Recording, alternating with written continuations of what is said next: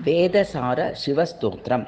पशूनां पतिं पापनाशं परेशं गजेन्द्रस्य कृत्तिं वसानं वरेण्यं जटाजूटमध्ये स्फुरद्राङ्गवारिं महादेवमेकं स्मरामि स्मरामि महेशं सुरेशं सुरारातिनाशं विभुं विश्वनाथं विभूत्याङ्गभूषं विरूपाक्षमिर्दक्कवह्नित्रिनेत्रं सदानन्दमीडे प्रभुं पंचवक्त्रं गिरीशं गणेशं गले नीलवर्णं गवेन्द्रादिरूढं गुणातीतरूपं भवं भास्वरं भस्मनाभूषिताङ्गं भवानी कलत्रं भजे पंचवक्त्रं शिवाकान्तशम्भो शशाङ्कार्धमौले महेशानशूलिन् जटाजूटधारिन् त्वमेको जगद्व्यापको विश्वरूपः प्रसीद प्रसीद प्रभो पूर्णरूप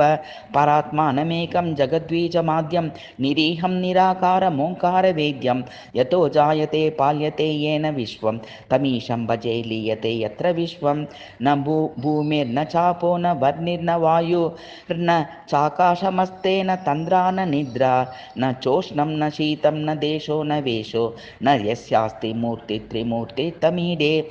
अजं शाश्वतं कारणं कारणानां शिवं केवलं भासकं भासकानां तुरीयं तमः पारमद्यन्तहीनं प्रपद्ये परं पावनं द्वैतहीनं नमस्ते नमस्ते विभो विश्वमूर्ते नमस्ते नमस्ते चिदानन्दमूर्ते नमस्ते नमस्ते तपोयोगगम्य नमस्ते नमस्ते श्रुतिज्ञानगम्य प्रभो शूलपाणे विभो विश्वनाथ महादेव शम्भो महेश त्रिनेत्र शिवाकान्त शान्त स्मरारे पुरारे त्वदन्यो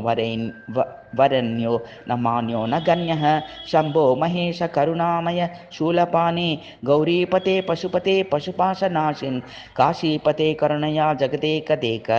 स्तवं हंसि पासि विददासि महेश्वरोऽसि त्वत्तो जगद्भवति देवभव स्मरारे त्वय्येव तिष्ठति जगन्मृड विश्वनाथ त्वय्येव गच्छति लयं जगदेशदीश लिङ्गात्मकं हर चराचर विश्वरूपिन्।